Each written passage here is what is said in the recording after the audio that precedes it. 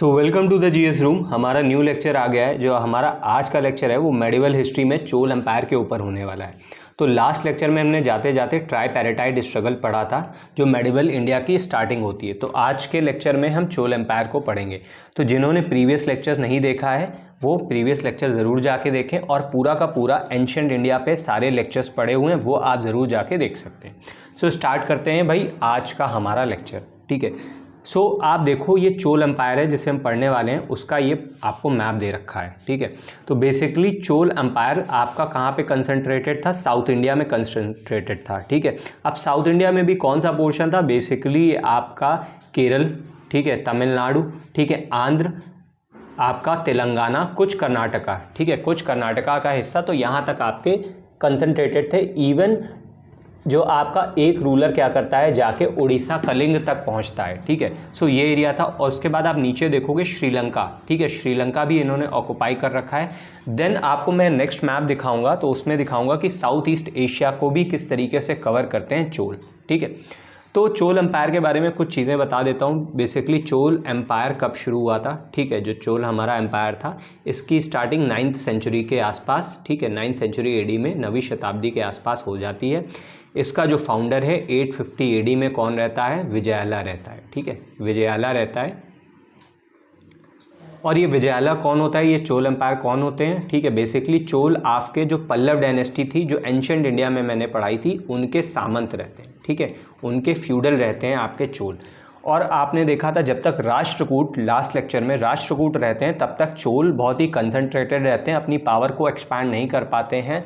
Even मैंने आपको बताया था कृष्ण थर्ड क्या करता है, साउथ इंडिया में जाके चोलों को हराता है। ठीक है, जो प्रांत का फर्स्ट था चोल एम्पायर का रूलर था उसको हराता है, देन वापस आ जाता है, उनको सबड्यू करके दबा कर रखता है। और जैसे ही राष्ट्रकूट जाते हैं वैसे ही चोल पावरफुल हो जाते हैं। सो इनका जो पहला रूलर था वो विजयाला था। ठीक है, बेसिकली उसने तंजौर, ठीक है, तंजौर को ऑक्युपाई किया था और तंजौर कोंड की, ठीक है, तंजौर कोंड का टाइटल अपनाया था। ठीक है, देन जो आपका अगला रूलर आएगा वो आदित्य वन रहेगा। ठीक है, आदित्य वन रहेगा। आदित्य वन क्या करेगा? जो टोंड मंडलम है, ठीक है, टोंड मंडलम है, टोंड मंडल वाला जो एरिया है उसको ऑक्युपाई करता है और टाइटल अपनाता है टोंडई कुंड। ठीक है, टोंडई कुंड टाइटल अपनाता है। सो ये बेसिकली टोंड मंडलम वाला जो एरिया होता है तमिलनाडु में उसको ऑक्युपाई करता है और टोंडई कुंड की टाइटल अपनाता है। इसके बाद हमारा प्रांत का वन रहेगा। प्रांत का वन आपका चेन्नई को, ठीक है, प्रांत का फर्स्ट चेन्नई को ऑक्युपाई करता है। चेन्नई में जो मदुरई वाला पोर्शन है, ठीक है, मदुरई वाले पोर्शन को ऑक्युपाई करता है बेसिकली, और मदुरई कोंड का टाइटल अपनाता है। ये कौन से एरिया को ऑक्युपाई करता है? ये हमारा ऑक्युपाई करता है मदुरई वाले एरिया को। ठीक है, मदुरई वाले एरिया को, और मदुरई कोंड की टाइटल अपनाता है। और इसको हराया किसने था? ठीक है, राष्ट्रकूट रूलर कृष्ण थर्ड इसको बहुत बुरी तरीके से हराता है। सो अब इसके बाद जो हमारे रूलर आएंगे, क्योंकि राष्ट्रकूट जो एम्पायर है एंड होने वाला है, ठीक है, इसके बाद जो रूलर आएंगे वो हमारे बहुत ही फेमस और पावरफुल रूलर रहेंगे, जिसमें से सबसे पावरफुल रूलर आपको दिखाई देगा पहला राजराजा वन और उसके बाद राजेंद्र वन। ठीक है,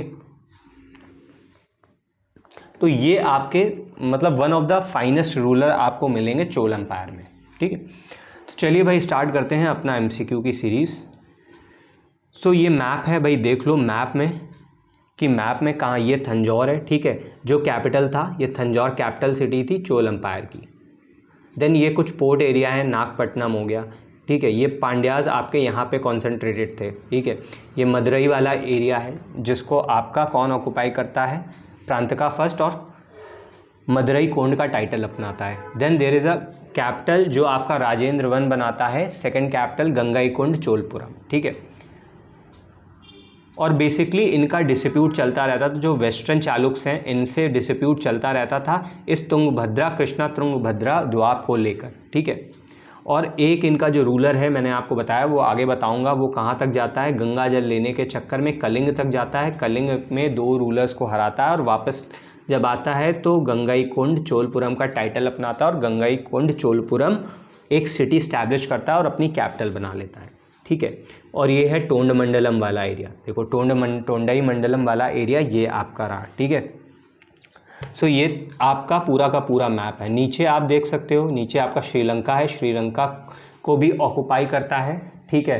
राजराजा वन शुरू करता है, देन राजेंद्र वन पूरा ऑक्युपाई करता है, और अनुराधापुर, ठीक है, अनुराधापुर इसकी कैपिटल बनाता है।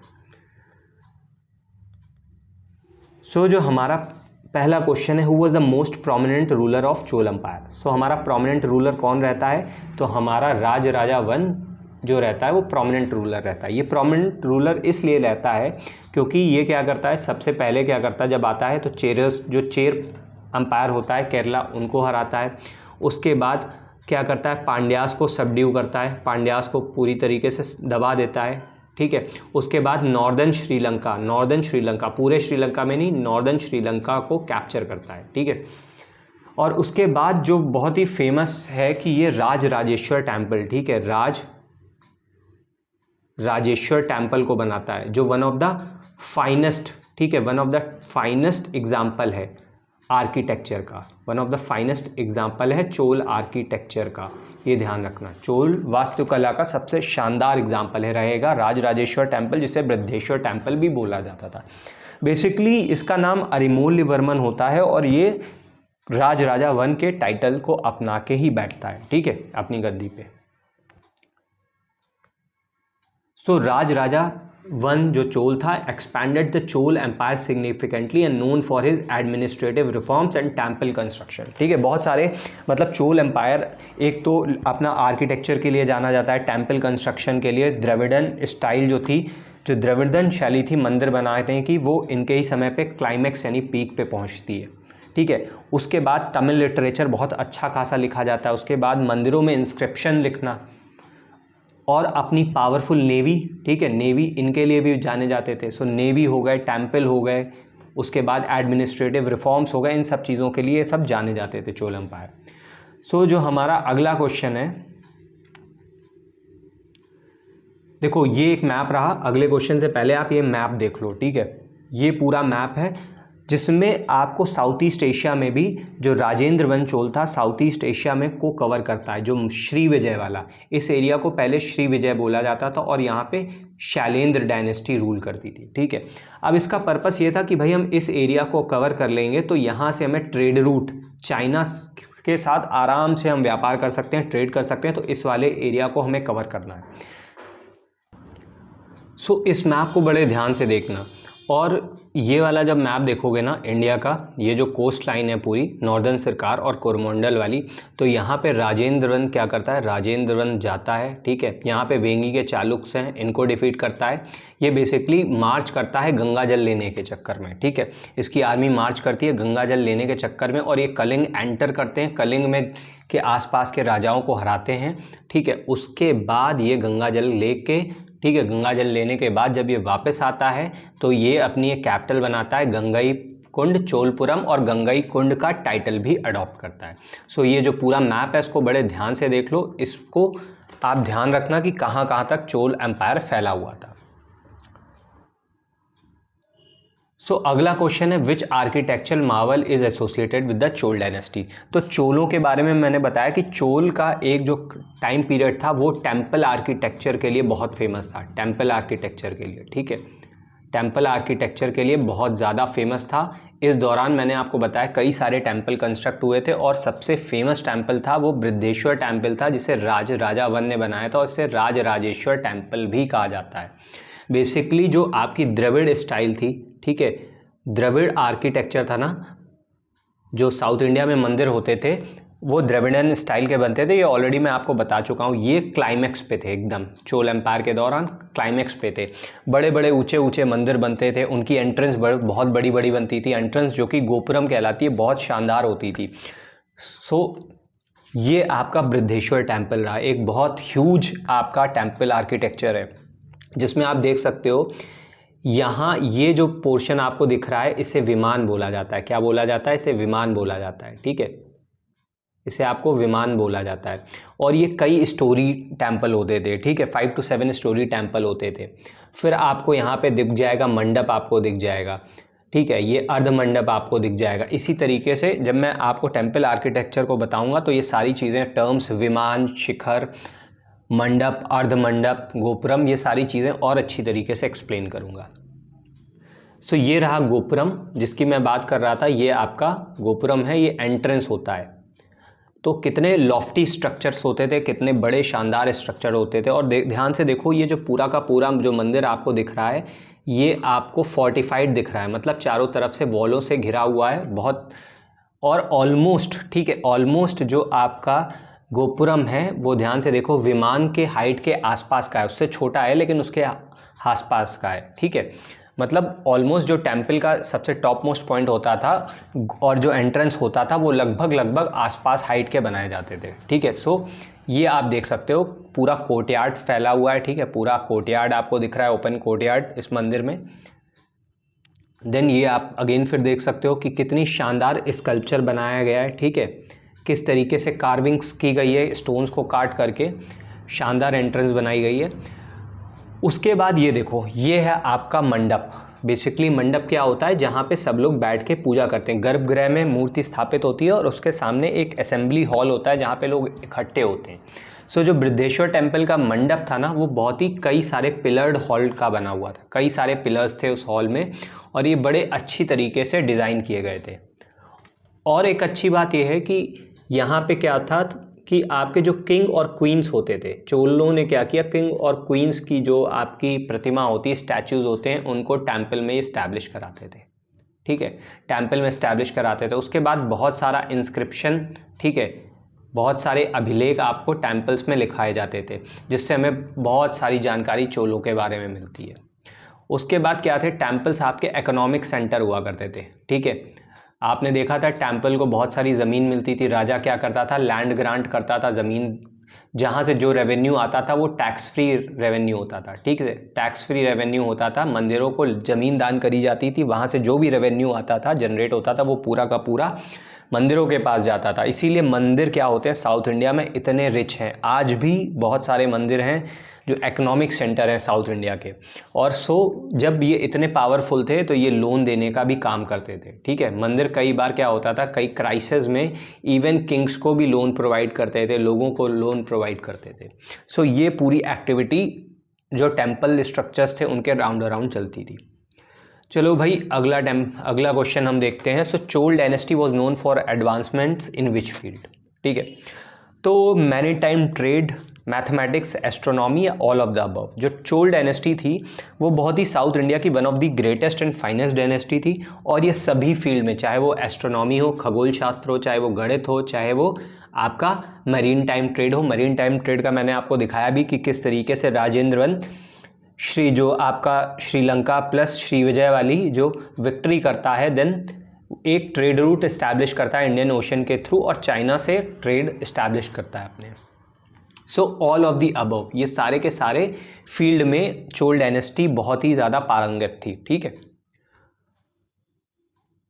अपने अगले क्वेश्चन पे चलते हैं। विच of the following was a की फीचर ऑफ चोल एडमिनिस्ट्रेशन। हाँ, अब चोल एडमिनिस्ट्रेशन किस लिए जाना जाता है, पूरे जो चोल डायनेस्टी है वो अपने एक चीज़ के लिए बहुत फेमस है पूरे टाइम पीरियड में, वो रहा था उसका एडमिनिस्ट्रेशन। निम्नलिखित में से चोल प्रशासन की एक प्रमुख विशेषता क्या थी। डिसेंट्रलाइजेशन, सेंट्रलाइजेशन, फ्यूडलिज्म या ऑटोक्रेसी, विकेंद्रीकरण, केंद्रीकरण, जमींदारी प्रथा या अधिनायकवाद, ठीक है। इनमें से किस चीज़ के लिए हमारा चोल एडमिनिस्ट्रेशन फेमस था। तो बेसिकली चोल एडमिनिस्ट्रेशन हमारा फेमस था सेल्फ गवर्नमेंट के लिए, ठीक है। जिस तरीके से आज हमारे यहाँ सेल्फ गवर्नमेंट यूनिट्स होती हैं, पंचायत होते हैं, म्यूनसिपल कॉरपोरेशन होते हैं, उसी तरीके से जो विलेज थे उनके पास कुछ बॉडीज़ होती थी और उनकी खुद का सेल्फ गवर्नमेंट होता था। और उन विलेजेस की बॉडीज़ को कहते थे उर और महासभा। क्या बोला जाता था, उर और महासभा। बेसिकली ये सेल्फ गवर्निंग बॉडी होती थी, ठीक है। महासभा क्या थी, ये वहाँ पे होती थी जहाँ पे ब्राह्मण लैंड होती थी, ठीक है। जिन एरियाज़ में ब्राह्मण रिसाइड करते थे, जो लैंड ब्राह्मणों को दान में दी जाती थी, वहाँ पे एक असेंबली होती थी, उसे महासभा कहते थे। और उन गाँव में होती थी जहाँ नॉर्मल लोग रिसाइड करते थे, ठीक है। जहाँ पे नॉर्मल विलेजेस रिसाइड करते थे वहाँ पे ये जो उर नाम की एक असेंबली होती थी, ठीक है। तो इस तरीके से विलेज आपका सेल्फ गवर्नमेंट, ठीक है, इस तरीके से विलेज क्या करता था, it act as a self government unit, ठीक है।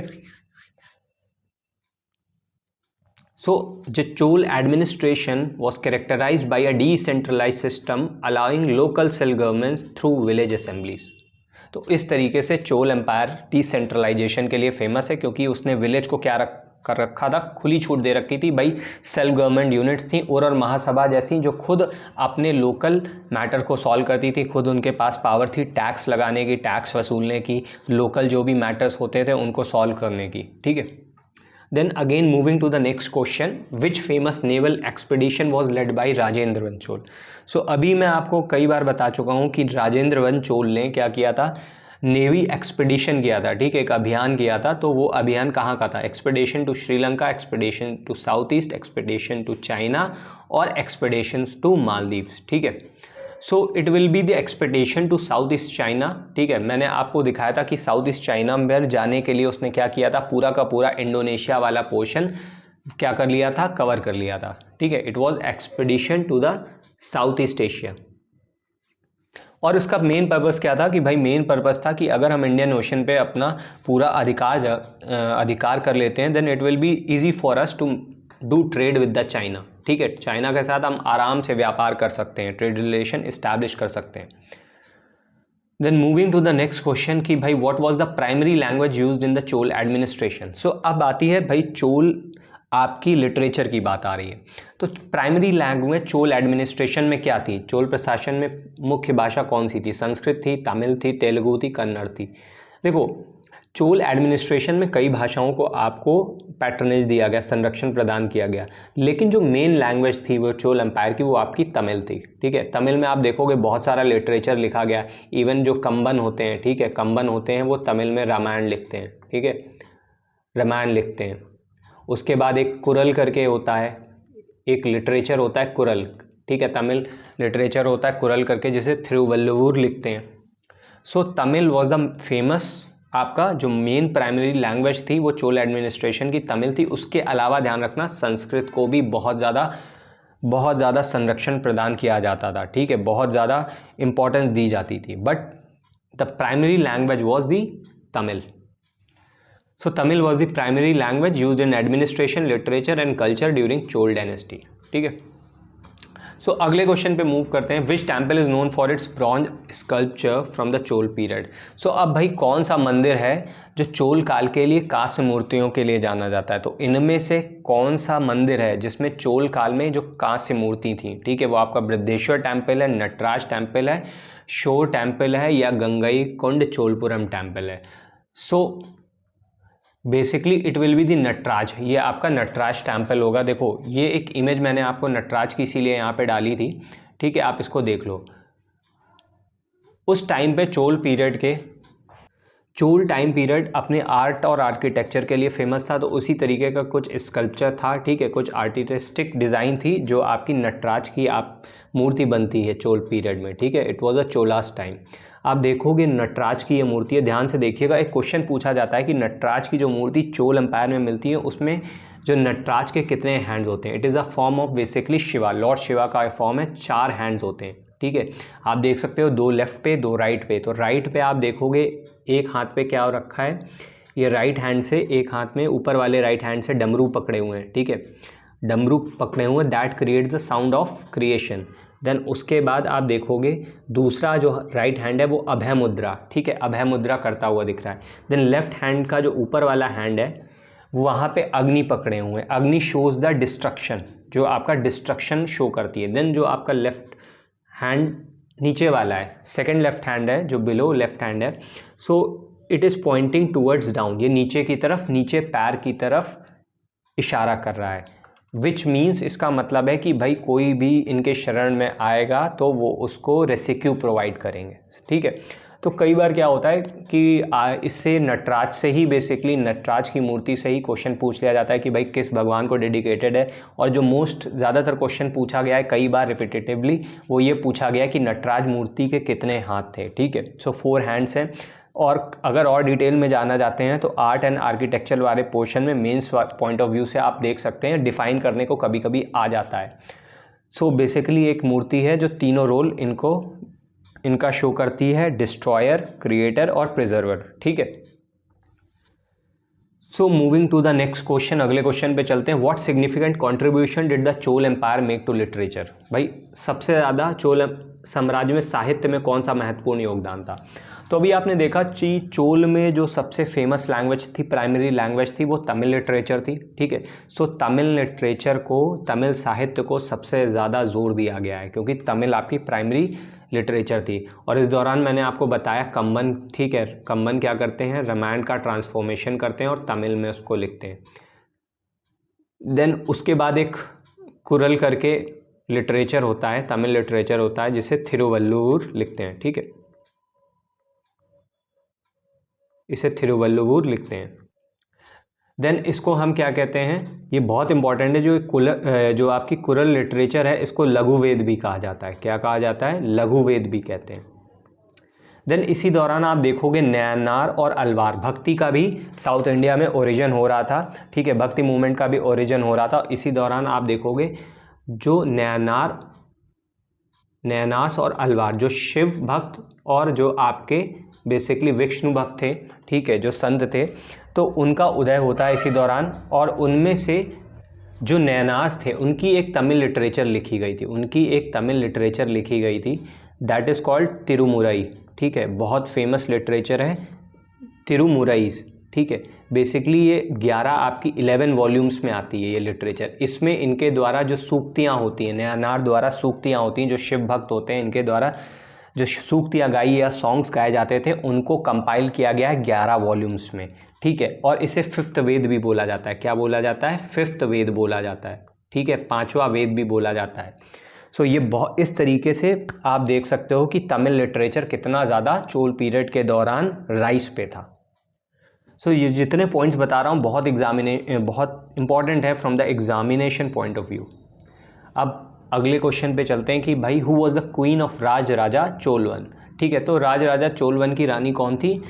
So it was Vanavan Mahadevi या लोका महादेवी, ठीक है, या आपकी मंग्यार करसी थी, या आपकी वच्छवई थी। इनमें से कौन आपके राजेंद्र चोलवन की वाइफ थी? So it was Vanavan Mahadevi. ध्यान रखना, वनावन महादेवी हमारे राज राजा चोलवन की वाइफ थी, not Rajendra Chola, it was a Raj Raja Chola. ठीक है, सो राज राजा चोल की जो वाइफ थी वनावन महादेवी थी। और राज राजा चोल के बारे में ऑलरेडी बता चुका हूँ, he was the most prominent Chola emperor. So which festival was celebrated grandly during the Chola period? अब ये जो फेस्टिवल है ये आज भी मनाया जाता है। ठीक है, आज भी आप इसको देख सकते हो, बहुत ज़्यादा मतलब धूमधाम से आज भी मनाया जाता है। करंट डेज में भी हम हर साल इसको मनाते हैं। So which festival was celebrated grandly during the Chola period? और सोचो चोल टाइम से ये मनाया जा रहा है, मोर देन 1000 ईयर्स से ये जो आपका फेस्टिवल है it has been celebrated. So basically Pongal है, दिवाली है, नवरात्रि है या थाई पूसम है। सो ये हमारा पोंगल है। ठीक है, ध्यान रखना पोंगल है। सो पोंगल क्या होता है? बेसिकली हार्वेस्ट फेस्टिवल होता है। ये बड़ा धूमधाम से चोल पीरियड में मनाया जाता था। ठीक है, ये आपका एग्रीकल्चरल प्रॉस्पेरिटी का आपका प्रतीक होता है। Then which battle mark the decline of Chola empire? So अब इनमें से कौन सा बैटल हुआ था कि इसके बाद चोल की जो पावर थी धीरे धीरे डिक्लाइन होने लगी थी? See it was a battle of Kalinga, battle of Thanjavur, battle of Narasimhavarma और बैटल ऑफ गैंगेटिक प्लेन्स। तो कलिंग की लड़ाई थी, तंजावुर की लड़ाई थी, नरसिंहवर्मन की लड़ाई थी या गंगा के मैदान की लड़ाई थी? तो ये हमारा बैटल ऑफ नरसिंहवर्मन था। ध्यान रखना, बैटल ऑफ नरसिंहवर्मन था। और इसी के बाद हमारा क्या होता है? चोल एम्पायर डिक्लाइन होने लगता है। यानी चोल एम्पायर बेसिकली आपका जो 13वीं सेंचुरी होती है, 13th सेंचुरी, इसके आसपास आते आते डिक्लाइन होने लगता है। ठीक है, देन इसका जो लास्ट रूलर होता है आपका, ध्यान रखना, Rajendra third was the last ruler of the Chola dynasty. ठीक है, सो अगला क्वेश्चन है what was the capital of Chola empire? Starting में ही मैंने आपको बता दिया था चोल एम्पायर की कैपिटल क्या थी। थंजावुर थी, कांचीपुरम थी, मदुरई थी या उरायूर थी? ठीक है, तो बेसिकली उरायूर तो आपका एक पोर्ट सिटी थी। ठीक है, बहुत ही फेमस, और ये संगम टाइम का, ठीक है, संगम टाइम का था। संगम टाइम पीरियड जो आपका एंशिएंट इंडिया में आता है वो संगम टाइम काल का उरायूर एक पोर्ट सिटी थी। देन थंजावुर, कांचीपुरम या मदुरई? सो हमारा थंजावुर, ध्यान रखना, थंजावुर था बहुत इंपॉर्टेंट क्वेश्चन है, इसमें कई बार कन्फ्यूजन क्रिएट हो जाता है। तो तंजावुर जो था वो हमारा चोल एम्पायर का क्या था, कैपिटल सिटी था। सो अब हमारा जो अगला क्वेश्चन है, तो जो हमारा अगला क्वेश्चन होगा वो क्या कह रहा है भाई, अगला क्वेश्चन कह रहा है who which Chola ruler was known as Kong Chola. अब कोंग चोला किसे कहा जाता था, ठीक है, तो कोंग चोला हमारे राजेंद्र चोल को बोला जाता था। और राजेंद्र चोल को कोंग चोला किस वजह से बोला जाता था, जो इन्होंने साउथ ईस्ट एशिया वाला जो श्री विजय एम्पायर, ठीक है, श्री विजय एम्पायर यानी शैलेंद्र डायनेस्टी पे जो विजय की थी, पूरा मलाया पेनिनसुला, सुमात्रा, जावा अपने अंडर किया था और चाइना से ट्रेड रूट इस्टेब्लिश किया था। तो उसी के चक्कर में इनको टाइटल दिया जाता है कोंगा चोल का, ठीक है। So very important again, so Rajendra Chola was called as a Konga Chol for his expedition in the eastern seas, particularly around Southeast Asia, ठीक है। सो राजेंद्र चोल वन को ही कोंगा चोल कहा जाता था क्योंकि उन्होंने पूर्वी समुद्रों में विशेष रूप से दक्षिण पूर्व एशिया के चारों ओर अभियान चलाए, ठीक है। सो ही राजेंद्र वन ही थे जिन्होंने श्रीलंका को पूरी तरीके से जीता था। इवन वहाँ के क्वीन को भी कैप्चर कर लिया था, किंग क्वीन को कैप्चर कर लिया था, वहाँ के क्राउन को ले आए थे, ठीक है, वहाँ जो रॉयल इंसिग्निया था श्रीलंका का उसको भी उठा ले आए थे। So what was the Chola empire सब प्राइमरी सोर्स ऑफ रेवेन्यू। अब भाई चोल एम्पायर के रेवेन्यू की बात करते हैं। देखा आपने चोल एम्पायर किस तरीके से फ्लरिश कर रहा था, बहुत पावरफुल नेवी थी, टेम्पल आर्किटेक्चर बहुत बढ़िया था, टेम्पल में आपने देखा किस तरीके से इकोनॉमिक सेंटर की तरीके काम करते थे, ट्रेड बहुत अच्छा था, ठीक है, सो ट्रेड बहुत अच्छा था। और दूसरा आपने देखा decentralization, local self government unit थी, कई सारे टैक्सेस लगाए जाते थे, ठीक है, इवन तालाबों पे टैक्स लग जाता था, नदियों पे टैक्स लगता था, इरिगेशन पे लगता था, खेती पे लगता था, अलग अलग कारीगर्स पे टैक्स लगता था। सो चोल एम्पायर का जो प्राइमरी सोर्स ऑफ रेवेन्यू था वो हमारा टैक्सेशन था, ठीक है, टैक्सेशन, काफ़ी ज़्यादा टैक्सेशन इम्प्लीमेंट किया जाता था, अलग अलग कमिटीज़ बनाई जाती थी, ठीक है।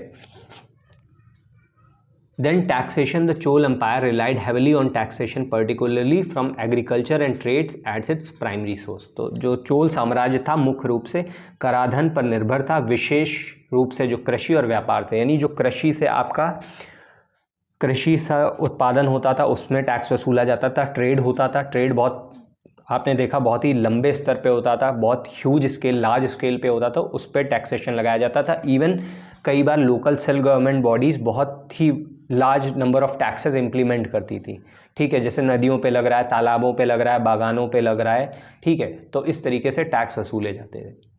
Then which of the following was a significant achievement of Rajendra Chola one. So Rajendra Chola one की सिग्निफिकेंट अचीवमेंट कौन सी थी? So it was invasion of Sri Lanka, establishment of strong navy, expansion of the empire in the south east Asia और all of the above, ठीक है। भाई देखो Rajendra Chola one की जो अचीवमेंट थी वो सारी थी, इन्वेजन श्रीलंका पूरा का पूरा ऑक्युपाई करते हैं, राजा वन एवन नॉर्दर्न श्रीलंका ऑक्युपाई करता है, पूरा श्रीलंका को ऑक्युपाई करते हैं, इस्टेब्लिशमेंट स्ट्रॉन्ग नेवी को इस्टेब्लिश करना, एम्पायर को साउथ ईस्ट एशिया तक ले जाना। सो ये चारों के चारों ऑप्शन सही हैं। So again moving to the next question कि Chola empire trade was primarily conducted through which mode. So जो चोल साम्राज्य का व्यापार प्रमुख है जो मुख्य रूप से किस माध्यम से किया जाता था। तो अब इतना पढ़ने के बाद मेरे हिसाब से आपको अंदाज़ा हो गया होगा कि चोल के पास पावरफुल नेवी थी, साउथ ईस्ट एशिया से आप साउथ ईस्ट एशिया को ऑक्युपाई करते हैं, देन चाइना तक जाते हैं, तो आपका जो ट्रेड जा रहा है वो आपका किससे जा रहा था? मेजरली सी रूट से जाता था, ठीक है, वो आपका सी रूट से जाता था। So moving to the next question, which of the following was an important post during the Chola empire, ठीक है। अब इनमें से कौन सा इंपॉर्टेंट पोर्ट्स था चोल एम्पायर के दौरान? सो चोल एम्पायर, देखो चोल एम्पायर क्योंकि पावरफुल नेवी थी तो पोर्ट तो इस्टेब्लिश करेंगे, और मैप मैंने आपको जब स्टार्टिंग में दिखाया था तो उसमें आपको कई सारी पोर्ट सिटीज़ भी बताई थी। सो आपका जो नागपट्टनम, कावेरीपट्टनम और पुम्पुहार, ये सारे के सारे जो आपके पोस्ट थे ईस्टर्न साइड पे थे, ईस्टर्न कोस्ट साइड पे, ठीक है, पूर्वी साइड पे ये सारे के सारे आपके पोर्ट सिटीज़ हैं और तीनों के तीनों आपके पोर्ट सिटीज़ चोल एम्पायर के हैं। So answer will be D, all of the above. अब ये ध्यान रखना, पोर्ट सिटीज़ ध्यान रखना, even last time civil services 2013 में 2023 में आपके ये पोर्ट 3 सिटीज़ पोर्ट्स की पूछे गए थे जिसमें पुम्पुहार और आपका उरायूर शामिल था, ठीक है। सो वो क्वेश्चन था पोर्ट सिटीज़ पे। So what was the significance of the Chola temple? So Chola temple का सिग्निफिकेंस क्या था भाई? देखो, चोल टेम्पल्स के बारे में मैंने बताया, इकोनॉमिक सेंटर की तरीके वर्क करते थे, ठीक है। कल्चरल सेंटर थे, क्योंकि यहाँ पे कल्चरल सेंटर थे क्योंकि म्यूज़िक, ठीक है, म्यूज़िक डांस इनको बहुत ज़्यादा प्रमोट किया जाता था। इवन देवदासी सिस्टम आपने देखा, देवदासी सिस्टम क्या था? बेसिकली एक छोटी छोटी गर्ल्स होती थी 7, 8, 9 साल से ऊपर की, इनको क्या कर दिया जाता था, ये पूरी लाइफ अपनी पूरी लाइफ क्या करती थी, टेम्पल को सर्व करती थी, वहाँ पे जो भगवान होता था उनको सर्व करती थी, पूरी लाइफ उनकी डेडिकेटेड हो जाती थी। So that was devadasi system.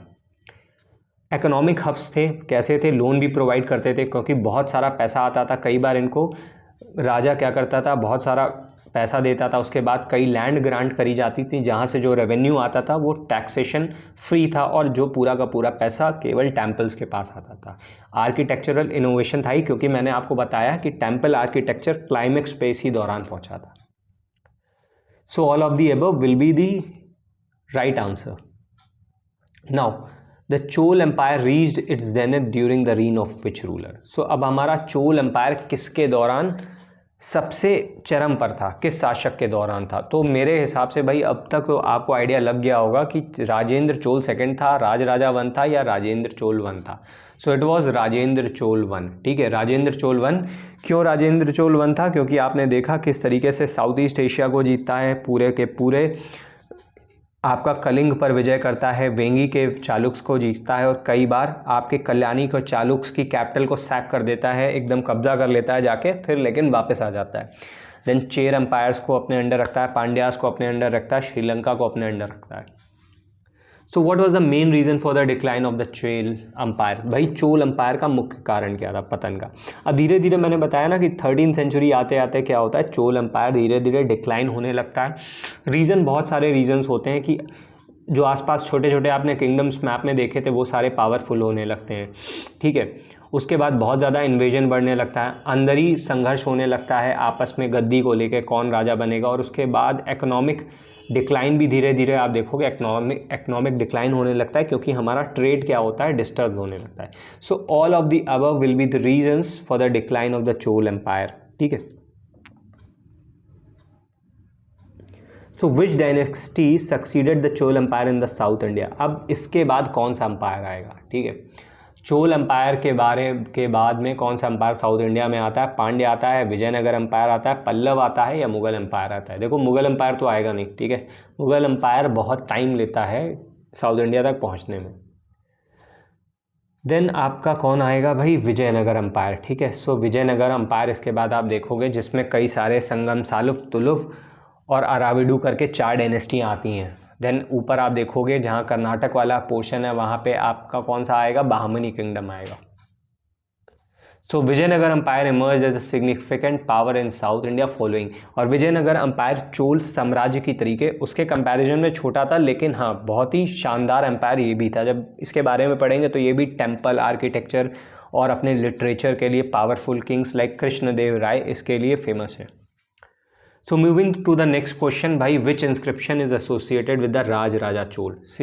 अब राज राजा चोल वन से कौन सा इंस्क्रिप्शन आपका एसोसिएटेड है? तो तमिल ब्राह्मी इंस्क्रिप्शन है, थंजावुर इंस्क्रिप्शन है, अशोकन इंस्क्रिप्शन है, या गुप्त इंस्क्रिप्शन है? देखो अशोकन से तो कोई लेना देना नहीं, गुप्त से भी कोई लेना देना नहीं, अब तमिल ब्राह्मी और थंजावुर बचता है। सो जो हमारा सही है वो आपका तंजावुर रहेगा, क्योंकि तंजावुर आपकी क्या थी? कैपिटल थी। और ध्यान रखना चोल ने बहुत ज़्यादा, मैंने स्टार्टिंग में बताया था, बहुत ज़्यादा इंस्क्रिप्शंस लिखवाते हैं, ठीक है, बहुत ज़्यादा इंस्क्रिप्शन लिखवाते हैं। इवन टेम्पल्स में भी बहुत ज़्यादा इंस्क्रिप्शन लिखाते हैं, उनके वॉल्स पे, उनके पिलर्स पे। So what was the primary agriculture crop during the Chola empire? अब एक क्वेश्चन है कि भाई चोल साम्राज्य के दौरान प्राथमिक कृषि फसल कौन सी थी? वीट था, राइस था, बार्ले था, मिलेट था? अब ये क्वेश्चन मेरे हिसाब से आप कॉमन सेंस से कर सकते हो। अगर आपको चोल एम्पायर की लोकेशन पता चल गई कि भाई साउथ इंडिया में है, तो साउथ इंडिया में सबसे ज़्यादा क्या होता है, ठीक है, तो साउथ इंडिया में सबसे ज़्यादा राइस होते हैं। So it will be the famous agriculture या primary agriculture crop will be the rice. So moving to the next question भाई, who was the chief architect of Brihadeshwara temple? Then आपको इतनी देर से मैं बृहदेश्वर टेम्पल के बारे में बता चुका हूँ कि भाई इनका बृहदेश्वर टेम्पल का किसने बनवाया था? ठीक है, राजराजा वन, जिसे राजराजेश्वर टेम्पल भी बोला जाता था। सो अब इनका मेन आर्किटेक्चर कौन था? सो तंजावुर में बृहदेश्वर मंदिर का मुख्य वास्तुकार कौन था? कराईकल चोल था, राजराजा चोल वन था, पेरियार कोयल था या अनंतवर्मन था? सो अब इसका आंसर आप मार्क कर लेना, that will be the Rajaraja one. So अब हमारा लास्ट क्वेश्चन आ गया है, what role did the Chola navy play in their expansion? So Chola नौसेना ने उनके विस्तार में क्या भूमिका निभाई? तो भाई चोल नेवी का क्या रोल था चोल एम्पायर को पावरफुल बनाने में, एक्सपेंशन में? ठीक है, तो व्यापार में बिल्कुल मदद की, मिलिट्री कॉन्क्वेस्ट में बिल्कुल मदद की। भाई व्यापार में आपने देखा ना कैसे साउथ ईस्ट एशिया से होकर इंडियन ओशन में आप चाइना तक पहुंचते हैं, उनके साथ ट्रेड रूट्स इस्टेब्लिश करते हो अपने। ठीक है, देन बाहर से पावरफुल नेवी होने की वजह से कई लोग अटैक भी नहीं कर पाते थे, आसपास वाले जो एम्पायर्स थे, ठीक है, वो भी अटैक नहीं कर पाते थे इन पे। So all of the above will be the right answer. So भाई इस तरीके से हमारा चोल एम्पायर के जो ये टोटल 25 MCQs थे हमारे आज पूरे होते हैं। इसमें हमने बहुत सारे एक्स्ट्रा पॉइंट्स भी देखे, आर्ट, आर्किटेक्चर, थोड़ा बहुत हमने लिटरेचर से रिलेटेड क्वेश्चन डील किए, टेम्पल आर्किटेक्चर से किए, देन आपके कई चीज़ों के ऊपर देखा हमने, मैपिंग देखा, किस तरीके से कॉन्क्वेस्ट थी चोल एम्परर्स की वो हमने देखी। सो बाकी आर्ट और आर्किटेक्चर में मैंने आपको बोला है कि इसके लिए डेडिकेटेड वीडियोस अलग से मैं आपको बना दूंगा। सो भाई अगर आपको ये लेक्चर अच्छा लगा हो, ज़्यादा से ज़्यादा लाइक करना, शेयर करना, सब्सक्राइब करना। मिलते हैं अपने नेक्स्ट लेक्चर पे। Till then keep